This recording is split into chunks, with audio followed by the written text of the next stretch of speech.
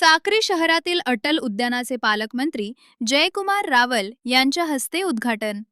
साक्री शहरातील नागरिक, ज्येष्ठ नागरिक तसेच महिला भगिनींसाठी सकाळी मॉर्निंग वॉक व सायंकाळी विरंगुळ्यासाठी स्वतंत्र जागेची आवश्यकता लक्षात घेऊन प्रभाग क्रमांक 6 मधील नगरसेविका रेखाताई आबासाहेब सोनवणे यांनी नगरपंचायतीच्या माध्यमातून साकारलेल्या अटल उद्यानाचे उद्घाटन धुळे जिल्ह्याचे पालकमंत्री जयकुमार रावल यांच्या हस्ते करण्यात आले।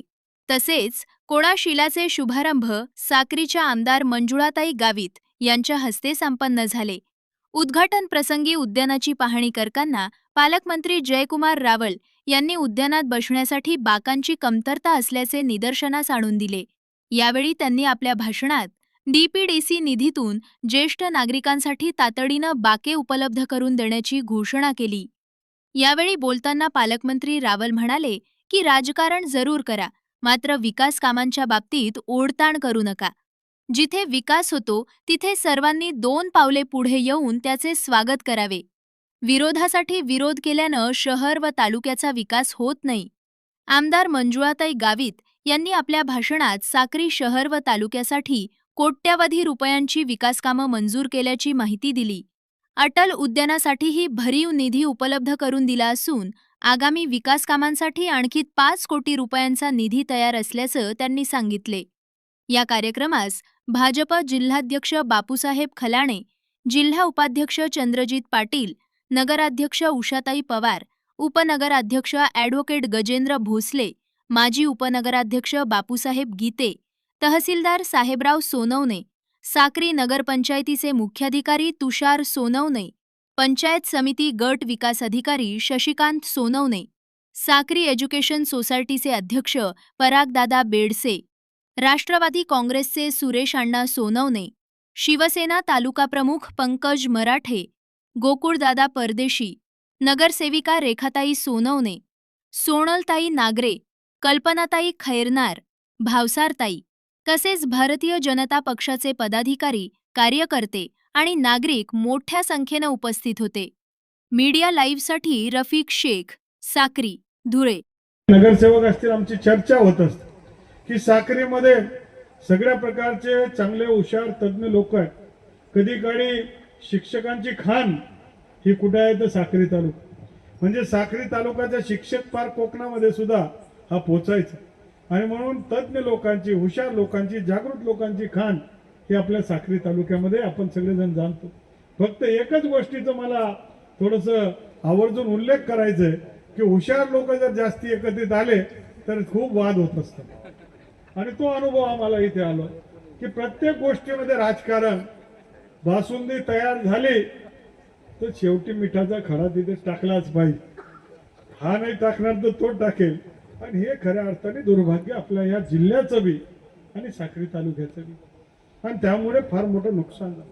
ही इमारत 5 कोटी रुपयाची, ही इमारत हिचं उद्घाटन होऊन 1-2 वर्ष झालं असतं त्याचं, परंतु खेचाताण मी करू देणार नाही, त्यांना होऊ देणार नाही, असं ज्या भानगड चालतं। पाणी पुरवठा योजना आहे 80 कोटी रुपयाची आहे, ती कधीच मंजूर झाली असती, पण खेचाताण मध्ये रस्सी खेच मध्ये राहून आता ते काय आता उद्घाटन करायला आलं तर 5-25 लोक बोर्ड घेऊन आले, आमचं नाव काबड टाकलं नाही, आमचं एकूण तर नगरसेवकांनी हे नगरपालिकाचा कार्यक्रम आहे, हजर राहायला पाहिजे। माझं नाव टाकलं नाही, त्याचं नाव एक आहे, आता कोणाच्या घरचं लग्न आहे का? हे सार्वजनिक काम आहे। या सार्वजनिक कामामध्ये हिरिरीने आपण पाठिंबा घेतला पाहिजे।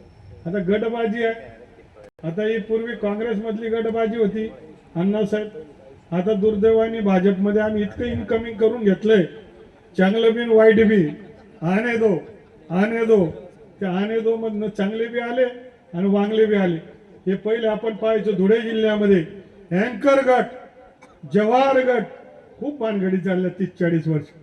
आता टँकर गट नवीन होणार आहे। आता हे अँकर गट बी आणि जवाहर गट बी थोडे आमच्या भाजपत झालेलं आहे। आता आमची रस्सी खेच होणार आहे।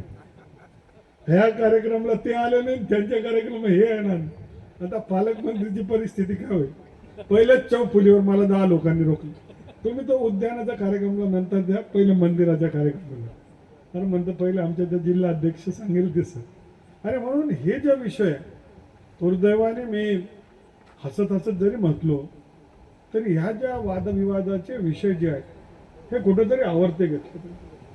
आम्ही भारतीय जनता पार्टीमध्ये काम करत असताना 25 वर्षापासून मी आमदार आहे. एक एक माणूस आम्ही कार्यकर्ता जोडले. मागच्या काळामध्ये गावितताई सुद्धा बरोबरच आमच्या बरोबर काम करत होतं. आता युतीमध्ये सुद्धा आमच्या बरोबरच आहे. आणि त्यांनी पाहिलं की एक एक कार्यकर्त्याला जोडत जोडत हा पक्ष आम्ही संघर्षाच्या भूमिकेमधनं इथपर्यंत आणलेला. त्या सत्तेच्या पुढच्या खुर्च्यांवर बसून स्वतःचा स्वार्थ करण्यासाठी नाही तर जनतेच्या सेवेसाठी हे केलं पाहिजे. आणि म्हणून अटल बिहारी वाजपेयी यांनी आम्हाला नेहमीच अनेक त्यांच्या गाणं आणि कवितांच्या माध्यमातून शिकवलं की आपण काय काय समाजासाठी केलं पाहिजे. नरेंद्र मोदी आणि भारतीय जनता पार्टीचं म्हणणं आहे की देशाच्या हितासाठी पहिला विचार केला पाहिजे. पहिले देशभक्त आहे, नंतर आपला पक्ष आहे आणि पक्षानंतर व्यक्ती. मला काय भेटणं. आणि म्हणून आपण सारेजण सार्वजनिक हिताचा विचार करत विकासाची वाटचाल आपण केली पाहिजे. सुरुवातीचं का होईना, छोटंसं का होईना, एक चांगलं काम या माझ्या साक्री शहरामध्ये आलं त्याबद्दल मी नगराध्यक्षाचं नगरपालिकेचं मनापासून अभिनंदन करतो. अर्थातच महायुती म्हणून ताईचं सुद्धा त्याच्यामध्ये मदत असते. सोनवणे अण्णासाहेबांची मदत असते. काय भानगड करत नाही, हीच त्यांची मदत आहे. नाही तर अजून खेचातात ते हजर आहे. इथे नाही मिळालं तर तिथे बी बसले. आणि मग या भावनेने जोपर्यंत आपण आपल्या या तालुक्यासाठी या जिल्ह्यासाठी काम करणार नाही, कारण मी माझ्यासाठी तर सगळेच करतात म्हणजे स्वतःसाठी, पण या जिल्ह्याचं काम कोण करेल हा विचार करण्याची गरज आहे. मी या कार्यक्रमाच्या निमित्ताने गटबाजीच्या राजकारणाला छेद देत त्याचा तीव्र शब्दामध्ये निषेध करतो की गटबाजीचे संस्कार आणि विचार हे काँग्रेसचे लोकांनी ते बूट तिकडेच काढून या, नाही तर भाजपामधनं चालते वा. भाजपमध्ये बसायला खुर्च्या नाहीत. आणि मग गटबाजी करायची असेल तर भाजप ही जागा नाही, तुमच्या जुन्या पक्षात द्या. हे सुद्धा चेतावणी मला या माध्यमातून द्यायचंय. भारतीय जनता पार्टी सेवाचा विषय असेल, गावाच्या विकासाचा विषय असेल, तिथे सर्वांनी मिळून यायला पाहिजे ही अपेक्षा व्यक्त करतो. राजकारण हे होत राहील, निवडणुकी त्यावेळेस लढूया, पण ज्यावेळेस निवडणुकी नसेल तर गावाच्या विकासाला प्राधान्य देऊया. हा विचाराने आपण पुढे जाऊया. आमचे ज्येष्ठ नागरिकांचं मी कौतुक करतो की गावाच्या विकासासाठी ते अनेक तासापासून इथे थांबलेत.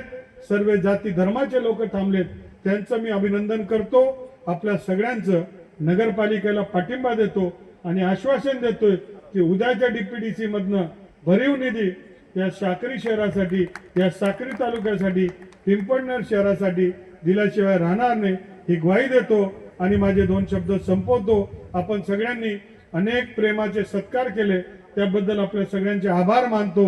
जय हिंद, जय महाराष्ट्र. या ठिकाणी अटल उद्यान या ठिकाणी आपल्या या प्रभागातील वार्ड क्रमांक 6चे नगरसेविका सन्माननीय रेखाताई सोनवणे यांच्या प्रयत्नाने, यांच्या मागणीनुसार आज सुंदर असं या ठिकाणी उद्यान या ठिकाणी लोकार्पण करीत आहोत.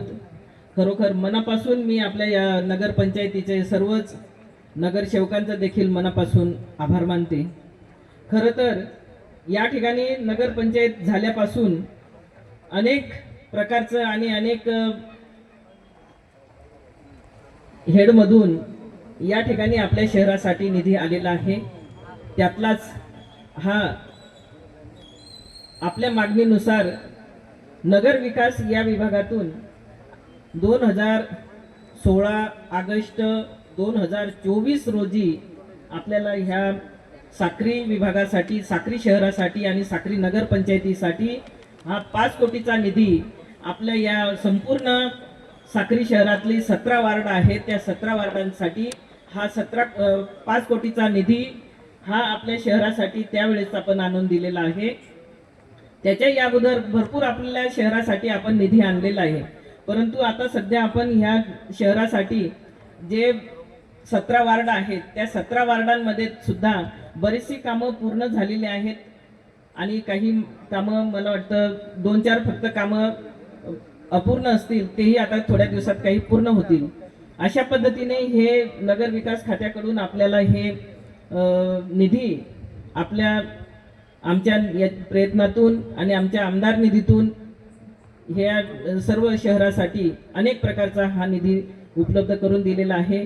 आपला हा 6 नंबरचा वार्ड यासाठी आपल्या या उद्यानासाठी देखील आपण 35 लाखाचा हा निधी आपल्याला या ठिकाणी हा समोरचं गार्डन हे उपलब्ध करून दिलेलं आहे. काही विभागात आपण रस्ते आहेत, काही ठिकाणी उद्यानं आहेत, काही ठिकाणी समाज मंदिर आहेत. अशाच प्रकारचं साक्रीत पुन्हा अजून वारकरी संप्रदायाचं एक त्यांची मोठी मागणी होती, ते सुद्धा आपण 1 कोटीचं त्या ठिकाणी वारकरी संप्रदायाचं वारकरी भवन आपण त्या ठिकाणी उभारलेलं आहे. आणि आपल्याला शिवाजी वाचनालय त्या ठिकाणी सुद्धा आपण त्या वाचनालयाच्या वरच्या साईडला वरती एक मजला, दुसरा मजला आपण त्या ठिकाणी वाचनालयाचं देखील आपण त्या ठिकाणी काम पूर्ण झालेलं आहे. अशा अनेक प्रकारचे सर्व आपल्या शहरात या ठिकाणी कामं आपण केलेले आहेत.